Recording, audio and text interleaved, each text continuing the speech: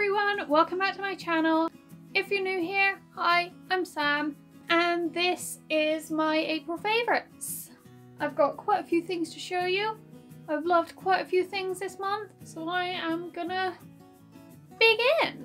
I'll start with hair care, and the first thing is the Argan Hair Therapy Everyday Oil with Argan. I started using this again after I found out that it wasn't discontinued. I believed for a while that it had been because they changed the packaging, and I didn't bother to look at this one because obviously it wasn't the same as mine. It was in a blue box, mine was in a brown box. This wasn't the oil that I'd been using, but in fact it was, and it's my best friend again, and I use this every other day on my hair to give it a little bit of moisture, much needed moisture. Final hair care product is the Lush shampoo bar in New. It's called New, N-E-W, and it smells like cinnamon. It lathers really nicely, and when I switched from my Body Shop shampoo back to this, the change was instant. My hair feels so much better for it. And yeah, it's beautiful, it smells amazing.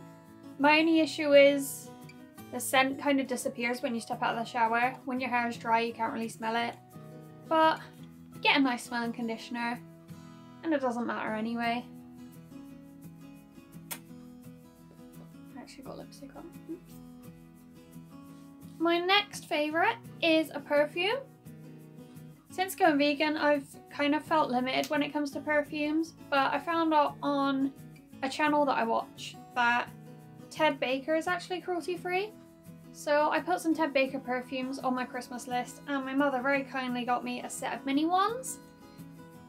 And this is my favourite one from the set. It's called Woman. It smells quite sweet, quite fruity, but it's also got like floral undertones.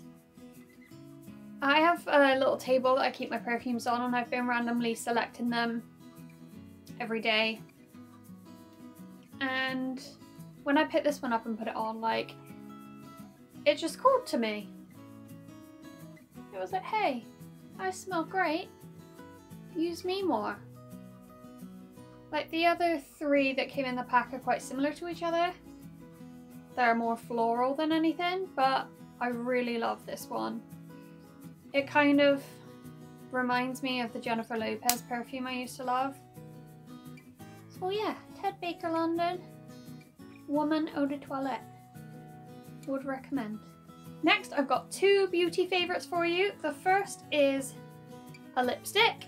This is from Superdrug's B range. This was before they revamped the whole thing, so this was like on their sale rack with all the other mangled bee stuff, and I think this is the only shade they had, but it was like £1 or something, so I was like, go for it. It's in the shade Doll's House. I'm wearing it now. Since I've been using quite a few natural looks, like wearing a lot less foundation and still wanted to wear lipstick, I find that this one looks really nice with just a really simple makeup look. It opens with a press and a pop. Comes out like that, and that's the colour. It is broken, it's like falling apart, but I'm very gentle with him, and hopefully I'll get a lot more uses out of this. I really love the packaging as well. I don't know if you can see it, but it's really nice. Next beauty favourite, I've had this for about a year, but I've only recently started like really using it. I kind of leaned more towards darker makeup over the colder months, but recently I have been using this palette a lot. I've actually hit pan on one of them. It's the Barry M Supernatural eyeshadow palette. It's got 8 shades in it, and it looks like this. I've destroyed it because I've been using it so much. I've hit pan on this colour, which I'm obsessed with. The white is super pigmented, which I love. And I really like this kind of really dark brown with a pink shimmer in it. It's the kind of look, makeup that'll go with everything. Even if you're wearing, say, blue and you want a natural makeup look, this can be used and you won't look crazy. And yeah, this is beautiful. Would recommend this also. My next favourite you may have seen before if you're not new here, because I've been wearing them a lot. They are my floofy hoops, my floops. They are stunning. I love them. I just got them caught in my other hoops. They're not too heavy. They don't pinch. And if I wasn't super poor, I'd probably buy another 3 pairs or something just in case they broke. But yeah, I love them. I tend to wear them when I'm only wearing black just so I can accentuate the look. And they look a bit mental if I've got my hair up, so I keep my hair down with them. So in a way, I guess they're quite limiting for me, but when I do wear them, I feel like the most fabulous person in the world. And they're still super soft, even though I'm pretty sure I've got a lot of makeup on them. These are from Primark and they are £2. Next fashion favourite is a Pull & Bear t-shirt. This is from ASOS and Jess surprised me with it for no reason at all, and it's covered in little llamas. Look, aren't they the sweetest? I wore it with dungarees, which really worked, but I think also it'd look really nice tucked into my little black skirt.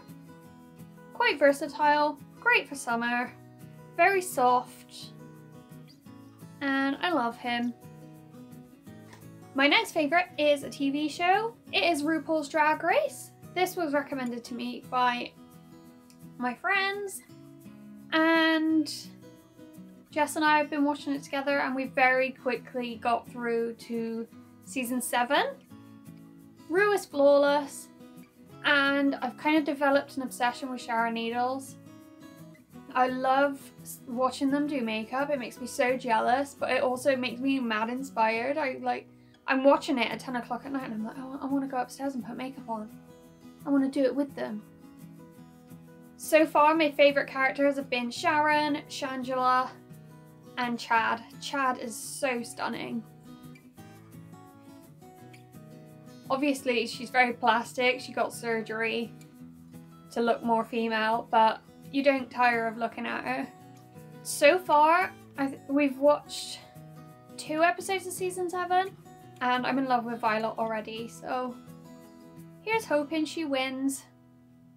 I've got 3 book favourites this month. The first one is The Husband's Secret by Liane Moriarty. I gave this a 9 out of 10 on my book list.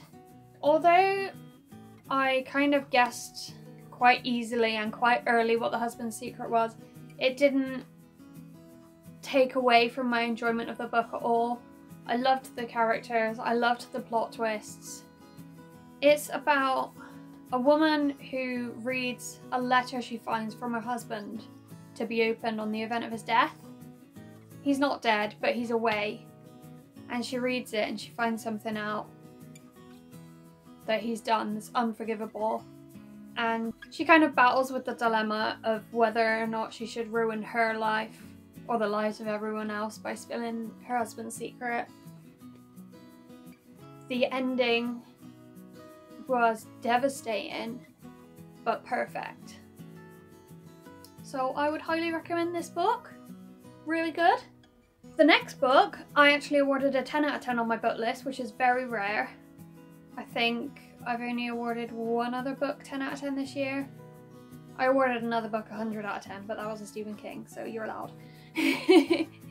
This is The Cows by Dawn Porter. Honestly, I love cows. and that was the only reason I wanted to initially buy it. I saw it in Waterstones about a year ago, and it's taken this long for them to bring a paperback version out. And I can't believe I waited to read this. It's incredible. It's so funny. It's so shocking. Like, she never stops surprising you with her plot twists. It's incredibly written. The characters are believable. It's basically about 3 women who are not deemed normal, and one of them makes an embarrassing mistake that ends up on the internet. She's approached by another of the 3 main characters who's a blogger, and she goes about trying to help her, whereas the other character is trying to hinder her. It's an amazing book. It's funny, it's sad, it's happy, it's everything you want in a book. Last book and final favourite is The Travelling Cat Chronicles by Hiro Arakawa. This book was adorable, written mostly from the cat's point of view. It's illustrated, it's beautifully designed. It's about a cat who's on a road trip with his owner, and his owner's trying to give him away. And I found the reason quite obvious, but obviously you're reading from a cat's point of view. He's not gonna know, like, especially because he was an ex-stray, which kind of made the book more believable, I guess. But it also kind of saddened me to read it knowing what would happen at the end. But again, another book that ended beautifully. And I think I gave it a 9 out of 10. Really easy to read, really fun to read, really nice. So that's it, those are my favourites for April. Thank you so much for watching. I hope you enjoyed and liked all of my picks. Let me know what your favourite was in the comments, and give me a like and a sub if you'd like to. And I will see you on the weekend. Bye!